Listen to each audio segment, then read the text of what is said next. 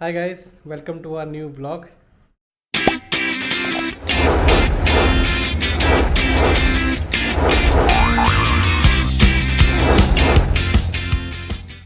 तो आज है गणपति जी का तीसरा दिन और आप लोग को दर्शन करा दे रहा हूँ मैं गणपति जी के। और कल हमारे घर में बैठने वाली हैं गौरी, तो उसके लिए काफ़ी सारी शॉपिंग पेंडिंग है। तो इस वक्त घड़ी में बज रहे हैं 5 और मैं, निम्मू और आरिश तीनों निकल रहे हैं शॉपिंग के लिए और आपको वहाँ की एक झलक ज़रूर दिखाएंगे। और हमारे ब्लॉग में बने रहिए क्योंकि कल हमारे घर में जैसे बताया गौरी बैठने वाली है, तो कल आपको गौरी भी दिखाते हैं कैसे हम लोग उनको सजाते हैं और उनको कैसे स्थापित करते हैं।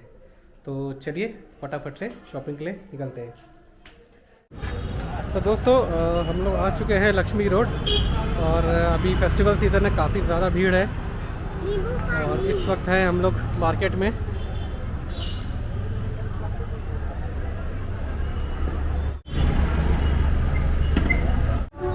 दोस्तों हमें जाना है लक्ष्मी रोड और हम लोग थोड़ा पहले उतर गए, काफ़ी ज़्यादा भीड़ है और ऑटो का वेट कर रहे हैं बट ऑटो मिल नहीं रहा है हमको। और यहाँ पे हमने गणपति दिखा है, आज चलो आपको भी दर्शन करा देते हैं।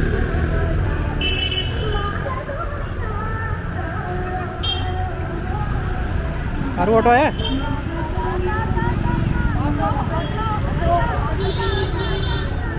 फाइनली एक ऑटो मिल गया ऐसा लग रहा है। अरे चाचा निकल गया, कहाँ बताओ। तो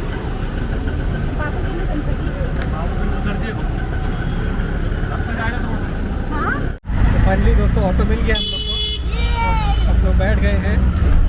इतनी खुशी हो रही है, ऐसे लग रहा है पता नहीं कौन सी जंग जीती है, लेकिन बहुत ज़्यादा भीड़ है और फेस्टिव सीज़न है तो बहुत अच्छा भी लग रहा है। जगह जगह रोशनी भी है आरिश? आरिश की तो खूब इंजॉयमेंट चल रही है।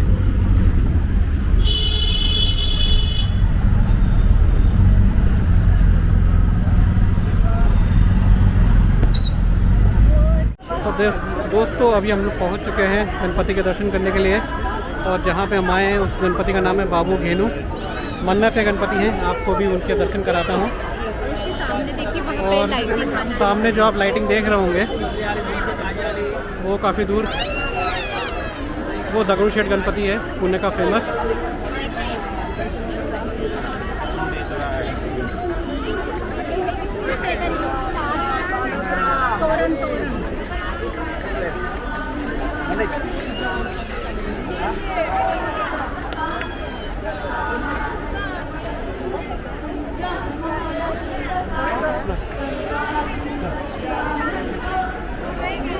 ये गणपति के दर्शन करने हम लोग हर साल आते हैं और वो सामने रहे बाबू घेनू वाले गणपति।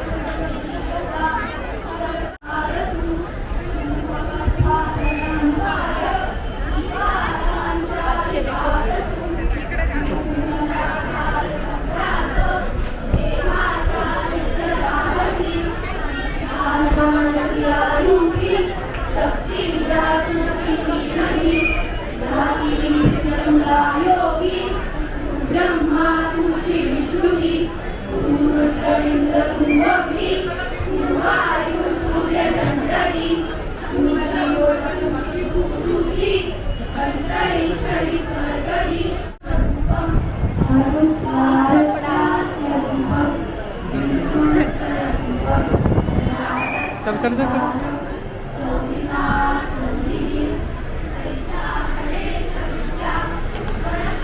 कर लोको टेक, बस इधर से आ रही जाओ, शूटिंग चल रहा है। हाँ इधर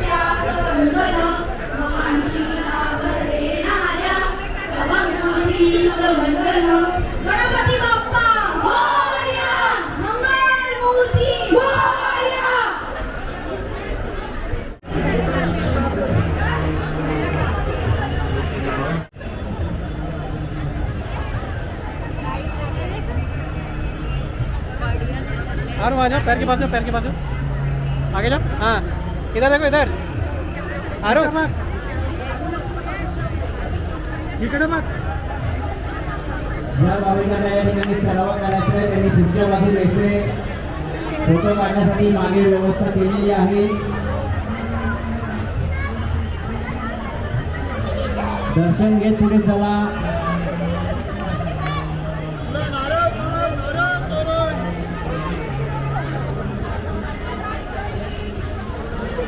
नवसाचा जागा, लाडूचा प्रसाद मिळण्याची व्यवस्था गणेश मंदिराच्या मध्यभागी आणि प्रवेशद्वाराजवळ केलेली आहे। तो दोस्तों आप लोग भीड़ देख पा रहे होंगे, पूरा क्राउडेड है, फेस्टिवल सीज़न है। और जैसा कि मैंने पहले बताया था, आगे जो गोल्डन लाइट में आपको टेंपल दिख रहा है वो पुणे का सबसे फेमस दगड़ूशेठ गणपति जी का मंदिर है। हम कोशिश करते हैं वहाँ पे भी दर्शन हो जाए हम लोग के। तो दोस्तों यहाँ पे है ये फ्लावर मार्केट गणपति मंदिर के पास, ये आपको दिखाता हूँ मैं यहाँ पे।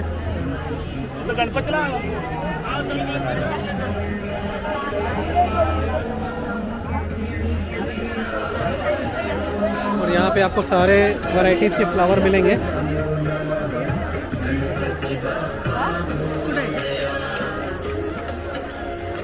और आज के तो रेट आप पूछे मत, सारे रेट आसमान छू रहे हैं।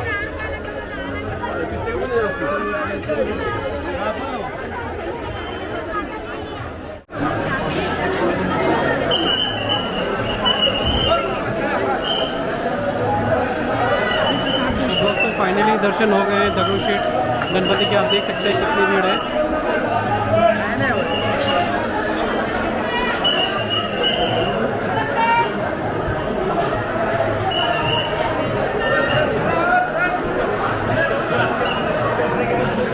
ये लाइन नेवर एंडिंग लाइन है, आप ये देख सकते हैं कितनी लंबी लाइन है।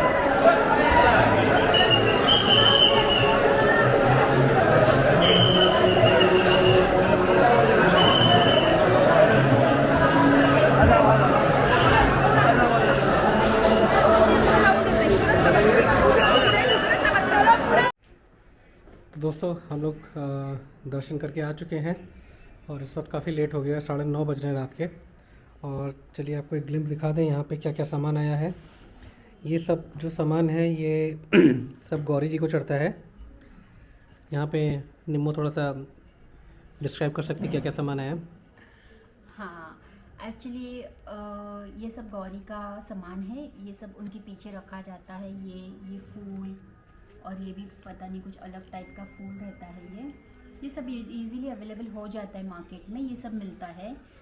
और ये भी उनके सामने रखा जाता है, जैसे उनकी गोद भराई की जाती है तो इसमें इमली रखी जाती है। फिर ये स्टार फ्रूट्स के फ्लावर्स होते हैं, ये है आंवला रखा जाता है। मतलब अलग अलग किस्म की, मतलब ऐसी एक्चुअली यहाँ पे महाराष्ट्र में ये मान्यता होती है कि जब गणेश जी विराजमान होते हैं तो गौरी जी मतलब उनकी जो सिस्टर्स है दोनों, वो अपने मैके आती हैं। तो जब वो मैके आती है तो फिर वो उसको जो चाहिए वो खाती है। तो वो लोग जब लाइक जंगल वंगल में जाती है तो ये सब चीज़ें खाती थी, तो ये सब उनको रखना है। और उनके लिए मतलब एक तरह से 56 भोग बनाए जाते हैं, फिर उनको अच्छे से खिलाया पिलाया जाता है। फिर 3 दिन बाद वो वापस अपने ससुराल चली जाती है। तो जिस दिन वो आती है तो उस दिन हम लोगों को मतलब जो मैंने देखा है बचपन से, जो हमारी परंपरा है यहाँ पे महाराष्ट्र में, वो हम लोग मेथी की सब्ज़ी बनाते हैं, बाजरे की रोटी बनाते हैं जिस दिन वो आगमन होता है उनका। फिर उसके नेक्स्ट डे सत्यनारायण की कथा होती है। तो उसके लिए यहाँ देखिए मैंने एक ये बॉक्स ही ले लिया है पूरा, इसके अंदर सारी सामग्री होती है। ये पूरा मतलब एक ही बॉक्स लिया ना, सब कुछ आ जाता है उसमें, हमें अलग से कुछ और लेने की ज़रूरत नहीं पड़ती है। तो ये एक बॉक्स ले लिया है। तो सत्यनारायण की कथा जब होती है तब उनके लिए कुछ स्पेशल खाना बनता है, तो जैसे पूरन पोली बन गई यहाँ पे, और फिर बहुत तरह की स्वीट्स बनती है एंड ऑल दैट। एंड उसकी नेक्स्ट डे गौरी जी चली जाती है अपने घर, तो उस दिन सिर्फ वो दही चावल खाती है और फिर अपने ससुराल वापस चली जाती है।